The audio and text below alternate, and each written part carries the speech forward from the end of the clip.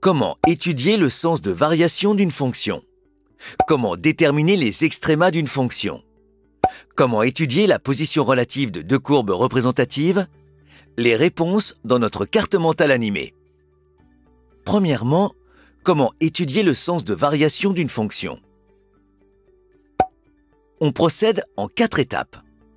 Étape 1, on détermine l'ensemble de définitions de la fonction f. Étape 2, on détermine l'ensemble de dérivations de f et on calcule la dérivée de f. Étape 3, on étudie le signe de la dérivée de f sur l'ensemble de définitions. Sur un intervalle i, si la dérivée est positive ou nulle, alors f est croissante sur i. Si la dérivée est négative ou nulle, alors f est décroissante sur i. Si la dérivée est nulle, alors f est constante sur i. Étape 4.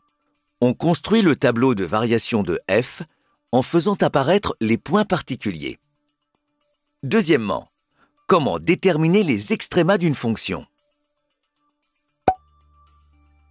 Si la dérivée de la fonction s'annule en changeant de signe en alpha, et si la fonction est croissante avant alpha et décroissante après, alors la fonction admet un maximum relatif en alpha qui vaut f de alpha. Si la dérivée de la fonction s'annule en changeant de signe en alpha, et si la fonction est décroissante avant alpha et croissante après, alors la fonction admet un minimum relatif en alpha qui vaut f de alpha. Troisièmement, comment étudier la position relative de deux courbes représentatives?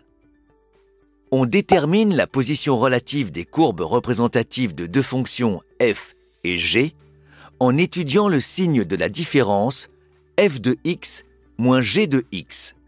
La courbe représentative de f est au-dessus de la courbe représentative de g si et seulement si la différence f de x moins g de x est positive. La courbe représentative de f est en dessous de la courbe représentative de g si et seulement si la différence f de x moins g de x est négative. La construction de la carte mentale est terminée. Tu peux la télécharger sur anabac.com. Bonne révision!